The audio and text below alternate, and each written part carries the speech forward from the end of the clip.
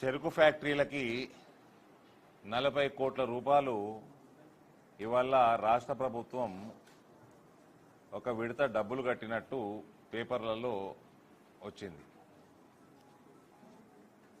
ఇది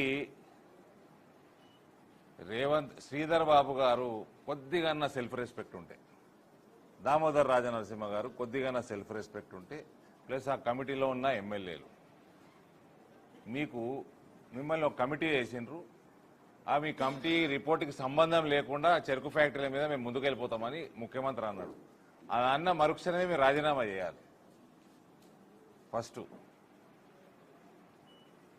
వీళ్ళు కమిటీ వేసిండ్రు. కమిటీ 2025 డిసెంబర్ అన్నది. 2025 డిసెంబర్ నాటికి మేము ప్లానింగ్ చేస్తున్నాము అన్నది. దాని తర్వాత రేవంత్ వచ్చిండు. వచ్చి ఎన్నికల ప్రక్రియ మొదలగానే రేవంత్ వచ్చేసి సెప్టెంబర్ 17 బాసరమ్మవారి మీద ఒట్టు అన్నాడు. మళ్ళా ఇప్పుడు వచ్చేసి నిన్నగాక మొన్న నిజామాబాద్కి వచ్చి కొరట్లకు వచ్చి సెప్టెంబర్ 17 ప్రక్రియ మొదలు పెడుతున్నాడు. మళ్ళా ప్రెషర్ జరుగుతున్నట్టుంది, ఎలక్షన్ ప్రెషరు. కాంగ్రెస్ దగ్గరలో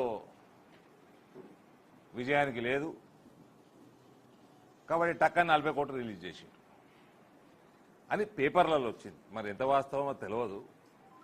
చెరుకు ఫ్యాక్టరీలు మీరు చేసిన అధ్యయనం ఏంది? మీ కమిటీ చేసిన అధ్యయనం ఏంది? మీరు సైంటిఫిక్ అప్రోచ్ ఉన్నదా? లేకపోతే అన్ని ఎలక్షన్ గాలి మాటల్లాగా ఈ 40 కోట్లు కూడా కట్టిర్రా? ఈ ఫ్యాక్టరీలు తెరవాలంటే కాంగ్రెస్ ప్రభుత్వంతో అయ్యే పని కాదు. ఇది వేస్ట్ ముచ్చట.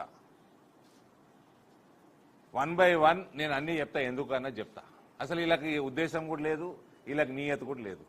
ఎంతసేపు ఎలక్షన్లు, ఓట్లు పడాలి. మే 14 నాడు రేవంత్ గాడిద గుడ్డు పెట్టాలి.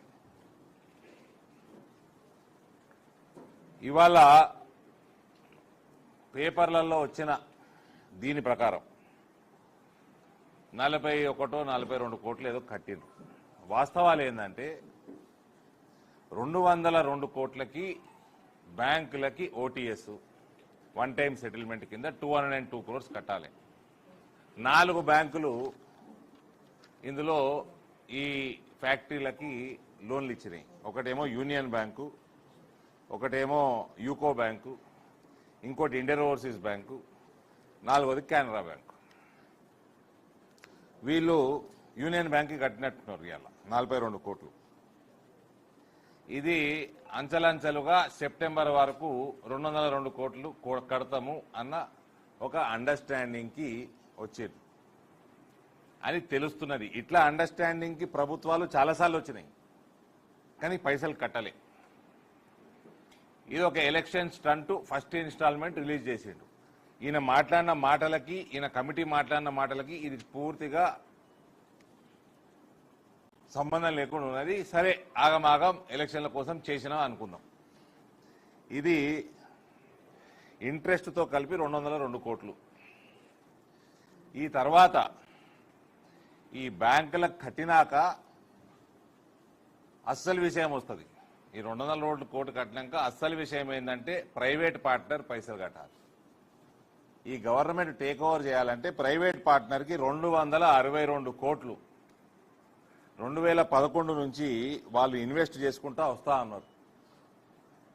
ఫ్యాక్టరీలు నడుస్తలేవు, వాళ్ళు ఇంట్రెస్ట్ కడతా ఉన్నారు, వివిధ ఇన్వెస్ట్మెంట్లు చేసిండ్రు. వాళ్ళ క్లెయిమ్ 262 కోట్ల రూపాయలు, 51% పార్ట్నర్ క్లెయిమ్. ఇది కాక చెరుకు ఫ్యాక్టరీలు నడవాలంటే ఇప్పుడు 10% కూడా చెరుకు లేదు. చెరుకు రైతులకు ఇన్సెంటివ్లు ఇవ్వాలి, చెరుకు రైతులకు పెట్టుబడి సహాయం చేయాలి, చెరుకు పంట రావాలి. ఇప్పుడు 10% కూడా లేదు ఈ ఫ్యాక్టరీలకి. ఆ 262 కోట్ల రూపాయలు ప్రైవేట్ పార్ట్నర్ తోటి ఇప్పటిదాకా ఏమాత్రం అండర్స్టాండింగ్ లేదు, నెగోషియేషన్ లేదు, అటు దిక్కు ముచ్చట్నే పెట్టలేదు వీళ్ళు. సెప్టెంబర్ దాకా బ్యాంకు బకాయిలు కడతామన్నారు. దాని తర్వాత నడిపేదెవరు? నువ్వు టేక్ ఓవర్ చేస్తావా? నీది అప్పచెప్తావా? అచ్చా, టేక్ ఓవర్ చేయడానికి ఉన్నా కూడా ఫస్ట్ రైటు ప్రైవేట్ ఆయనకు ఉన్నది. ఫస్ట్ రైటు ప్రైవేట్ అయినా గవర్నమెంట్ టేక్ ఓవర్ చేసే రైట్ ఆయనకు ఉన్నది. గోకరాజు గారు గవర్నమెంట్ యొక్క 49% కావాలనుకుంటే ఫస్ట్ హక్కు ఆయనకే ఉన్నది. కానీ ఆయనకి ఈ ఫ్యాక్టరీ చక్కెర ఫ్యాక్టరీలుగా నడిపే ఇంట్రెస్టు లేదు, ఖరాఖండిగా లేదు. 262 కోట్లు ప్లస్ 12% ఇంట్రెస్టు. ఆ 12% ఇంట్రెస్ట్ కూడా గవర్నమెంట్ ఒప్పుకున్నది, బోర్డర్ రెజల్యూషన్ ఉన్నది.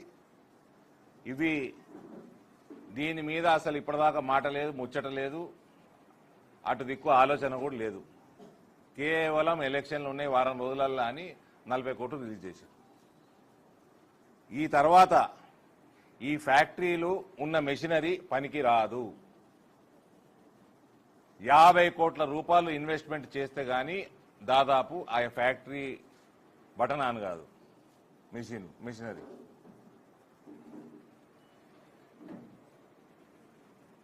మాకున్న సమాచారం బట్టి బ్యాంకుల మొత్తం తీర్చేస్తే, అది సెప్టెంబరా డిసెంబరా ఎప్పుడా తెలియదు, కానీ అవి తీర్చేస్తే దాని తర్వాత ప్రైవేట్ ఆయనతో మాట్లాడదాము అని ఒక అండర్స్టాండింగ్ వచ్చినట్టు తెలుస్తున్నది. అది ఉత్తుత్త మాటలే, టైంపాస్ చర్యలు. ఈ తర్వాత చక్కెర ఫ్యాక్టరీలు యాజ్ ఇట్ ఈజ్ నడిపితే ఎవ్వరూ నడపలేరు ఈ దేశంలో, ఎవ్వరూ నడపలేరు ఈ దేశంలో. దానికి ఎథనాల్ మిక్స్ చేయాల్సిందే. అది చేయాలంటే దానికి మళ్ళీ పెట్టుబడి కావాలి, ఆ ఎక్విప్మెంట్ ఆ మిషనరీకి పెట్టుబడి కావాలి. అది ఇప్పుడు ఉన్న ప్రైవేట్ పార్ట్నర్ రెడీగా లేడు, ఫర్దర్గా పెట్టుబడి పెడతానికి రెడీగా లేడు.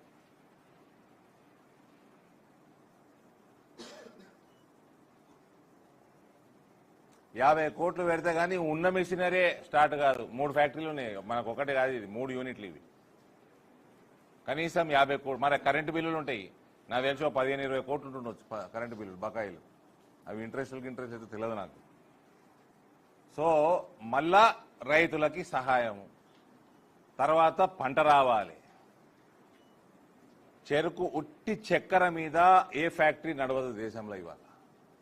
ఎథనాల్ మాకు భారతీయ జనతా పార్టీ ప్రభుత్వాలు, నరేంద్ర మోడీ ప్రభుత్వం సహాయంతో రాష్ట్రాలలో ఉన్న భారతీయ జనతా పార్టీ ప్రభుత్వాలు కేంద్ర షుగర్ డెవలప్మెంట్ ఫండ్ నిధిని వాడుకొని 9,005 కోట్ల రూపాయలు వాడుకొని ఎథనాల్